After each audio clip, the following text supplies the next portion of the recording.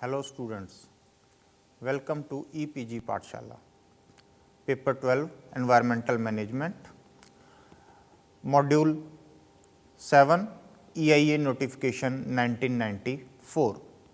Dear students, we will discuss this notification under the following contents.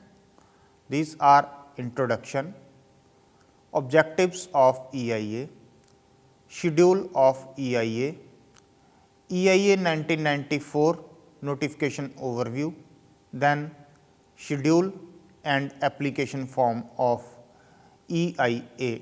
So, introducing the Environment Protection Act was enacted on 23rd May 1986 by the Government of India. The Ministry of Environment and Forest under Rule 5 of the Environment Protection Act 1986 notified mandatory environment impact assessment, that is EIA, for 29 designated projects. The notification came on 27th January 1994. This was the principal piece of legislation governing environmental impact assessment. The notification made it compulsory to conduct and submit an EIA study report to Impact Assessment Agency. As per the notification, it required to consult a multidisciplinary committee of experts. The various projects were enlisted in this notification for the environmental clearance. This also ensured that the public participation and their views were mandatory to include in the decision making process. Objectives of Environment Impact Assessment, that is EIA. The EIA provision was mandatory requirement under the Environment Protection Act 1986, and the main objectives were to predict the environmental impact of projects in advance.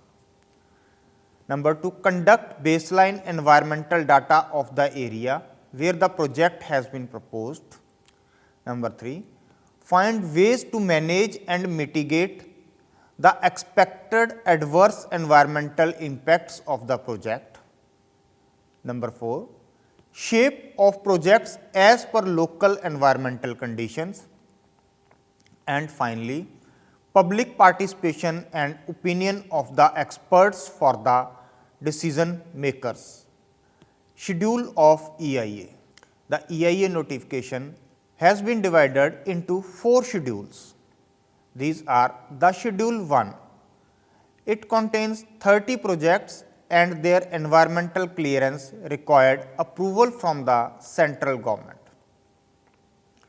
Then was Schedule 2. It mentioned the procedure for seeking environmental clearance of projects. Then was Schedule 3. It details the composition of expert committees for environmental impact assessment.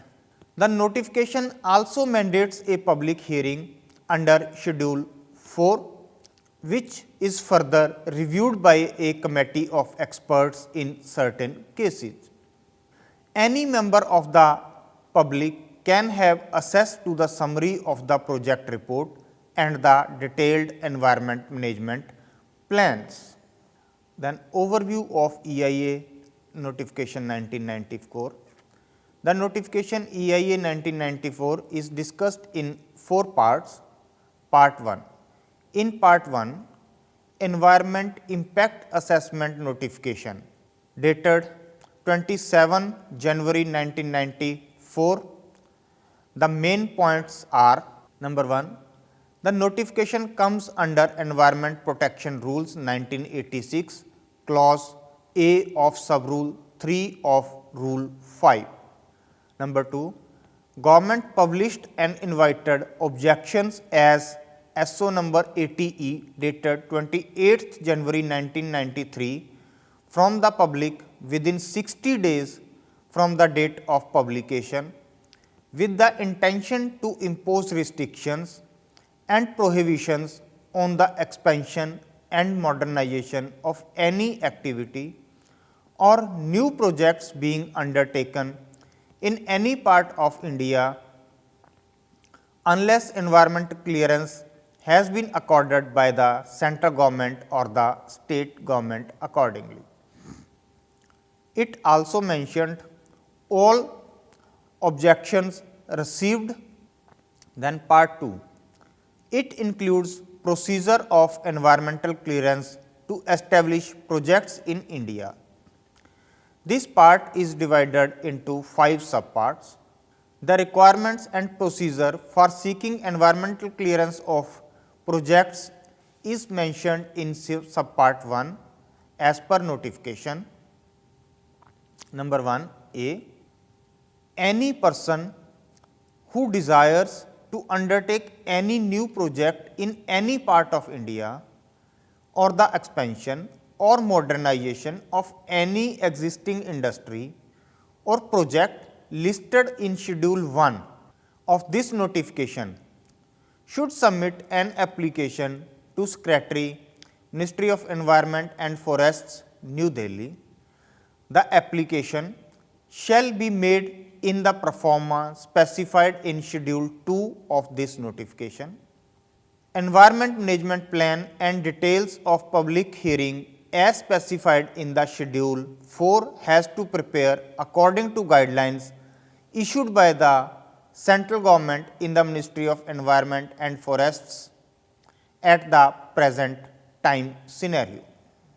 However, the public, as per notification, the public hearing was not required in respect of small scale industrial undertakings located in notified or designated industrial areas, industrial estates, areas earmarked for industries under the jurisdiction of industrial development authorities or widening and strengthening of highways, mining projects, units located in export processing zones and special economic zones, modernization of existing irrigation projects.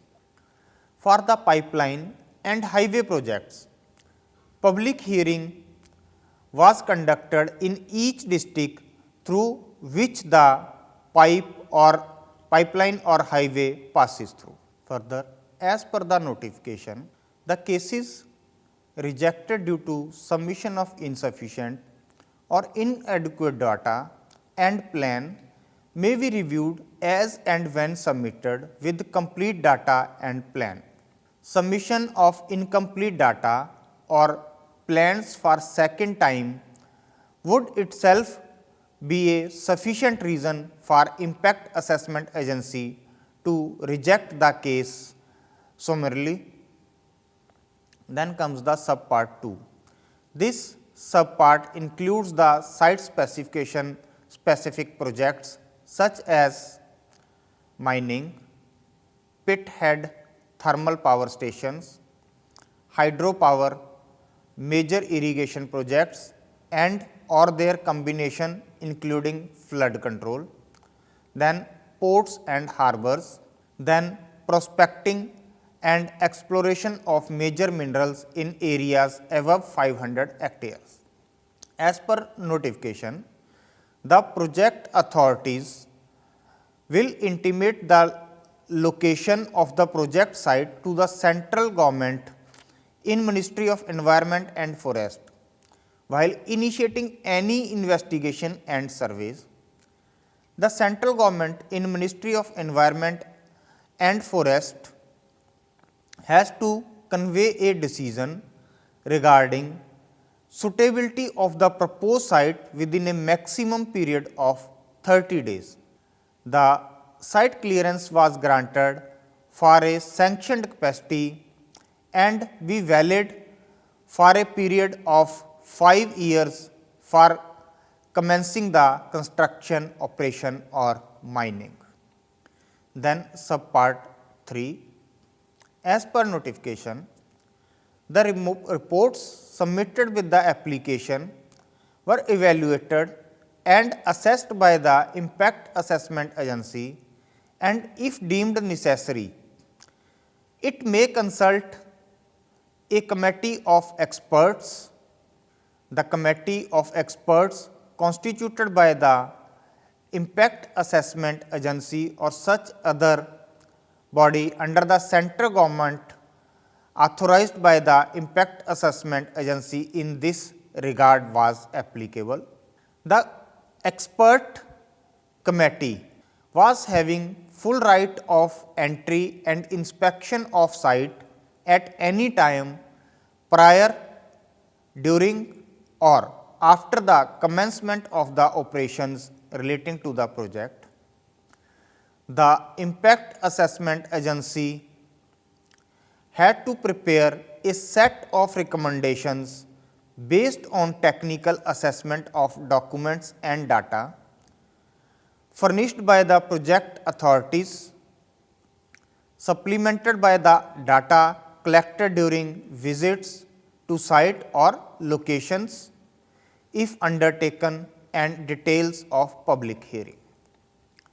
The assessment was completed within a period of 90 days from receipt of the requisite documents and data from the project authorities and completion of public hearing, and the decision was conveyed within 30 days to the project proponent.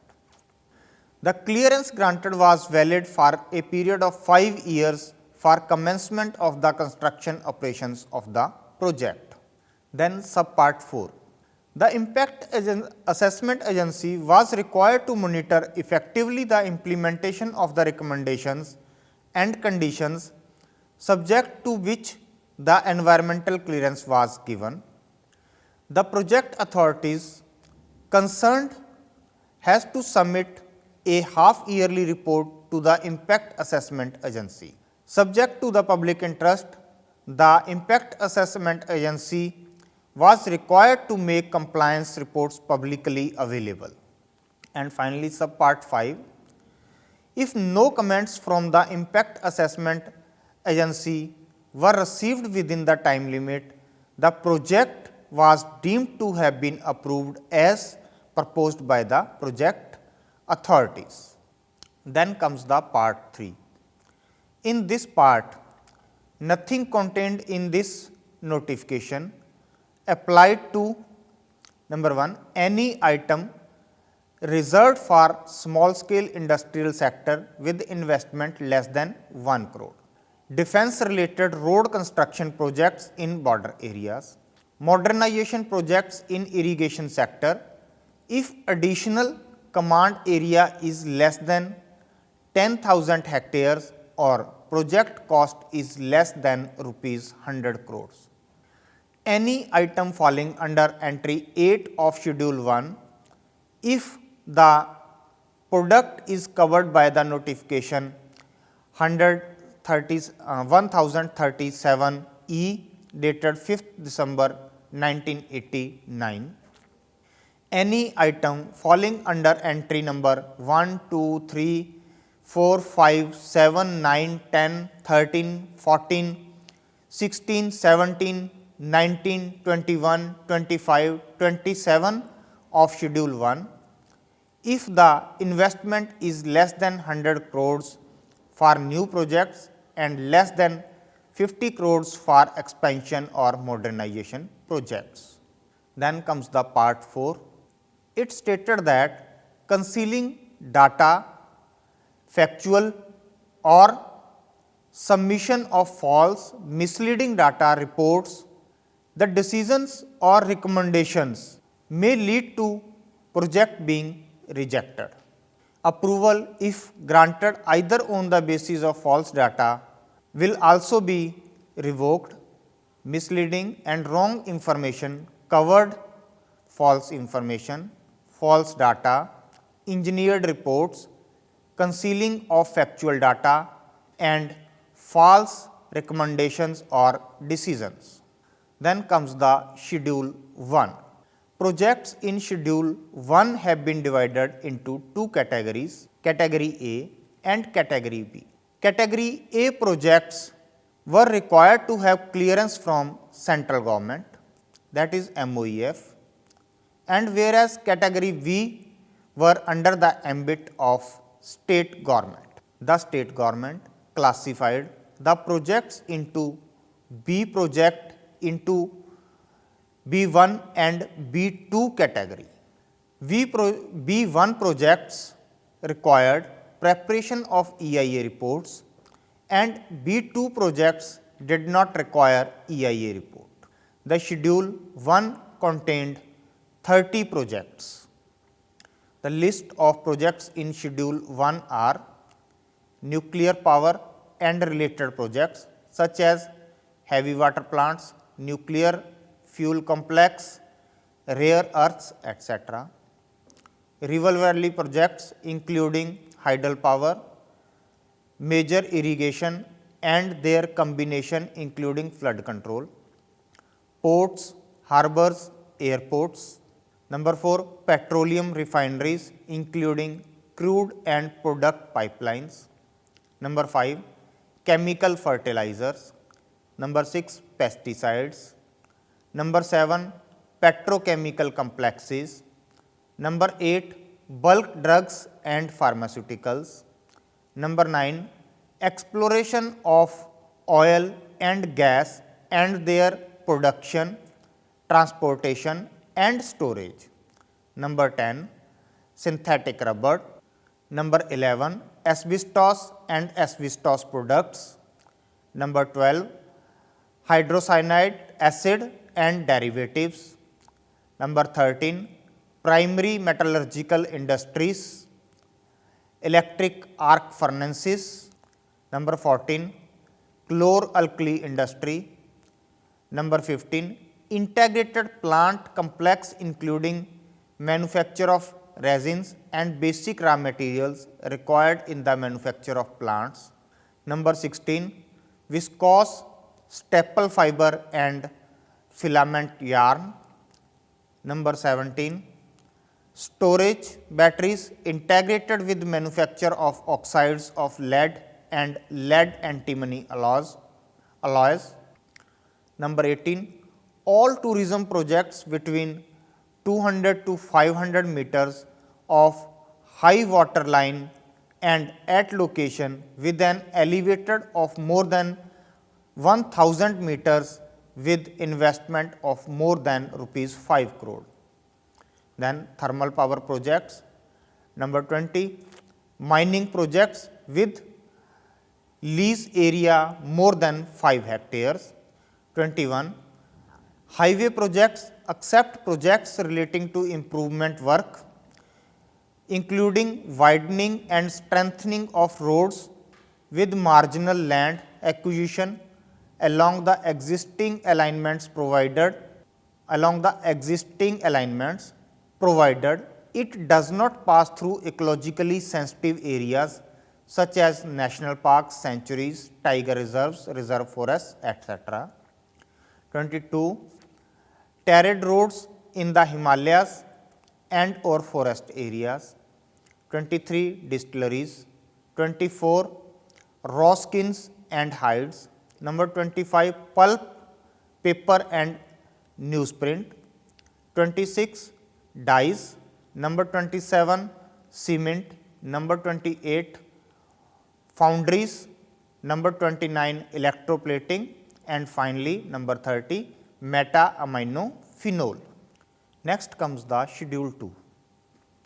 According to Schedule 2 of the notification, the EIA report should contain the studies relating to number 1, description of the proposed activities like area of project, its location, other projects in surrounding area, architectural and technical design, etc. Details of the baseline environmental data in terms of air quality, water quality, soil quality, noise, flora and fauna, geological and geographical conditions. It was required to predict the environmental parameters which will be affected by the proposed activity, to predict the waste generation, waste requirement, power requirement, etc., to predict the social, economical and health impacts, description of practical activities as appropriate, a risk assessment report and disaster management plan to mitigate adverse environmental impacts of proposed activity and assessment of those measures, a detailed environmental feasibility report of all the information provided there in the report. Next comes the procedure for seeking environmental clearance of projects. In this notification, supposing that any person who desired to establish the thermal power plant of any category mentioned in the Schedule 1 was required to submit an application to the Department of the State Government. The application made in the Form 1, Form A, specified in the Schedule 2 with a detailed project report including an environment impact assessment report and an environmental management plan prepared according to the guidelines issued by the State Department of the Environment was submitted. The cases rejected due to submission of insufficient or inadequate data. The applicant had to obtain no objection certificate from the concerned pollution control board. The State Pollution Control Board was empowered to issue no objection certificate to establish only after completing public hearing as specified in Schedule 4 annexed to this notification. The reports submitted with the application and no objection certificate from the State Pollution Control Board were evaluated and assessed by the state government in consultation with the committee of experts which was constituted by the state government as specified in Schedule 3 appended in this notification. The state government department dealing with the subject of environment had to prepare a set of recommendations based on technical assessment of documents and data furnished by the applicant, further supplemented by data collected during visits to sites if undertaken, and interaction with affected population and environment groups if necessary. When the assessment was completed, the assessment was completed within a period of 90 days from receipt of the requisite documents and data from the applicant, and decision is conveyed to the authority within 30 days thereafter. The environment clearance granted was valid for a period of 5 years from commencement of the construction or operation of the project. Next comes the Form 1A. The Form 1A included name and address of the project proposed, B. location of project which included name of the place, district, tehsil, latitude, longitude, nearest airport, railway station, etc. Then alternate sites examined and the reasons for selecting the proposed site. The form included the information about does the site conform to stipulated land use as per local land use plan. Then the second was objectives of the project. The information required to be furnished in the form is land requirement, agricultural land, forest land and density of vegetation and other if any to be specified. B. Land use in catchment within 10 km radius of the proposed site, topography of the area indicating gradient, aspects and altitude, erodibility classification of the proposed land. Information was required regarding pollution source existing in 10 km radius and their impact on quality of air, water and land. distance of the nearest national park, sanctuary, biosphere reserve, monuments, heritage sites, reserve forest, rehabilitation plan for quarries or borough areas, green belt development plan, compensatory afforestation plan. Then at number 4, the information was required to be furnished in respect of climate and air quality, which included windrows at site, max, minimum and mean annual temperature, frequency of inversion, frequency of cyclones, tornadoes, cloudburst, etc., ambient air quality data, nature and concentration of emission of suspended particulate matter, gases like CO, carbon monoxide, carbon dioxide, NOx, methane, etc. from the project.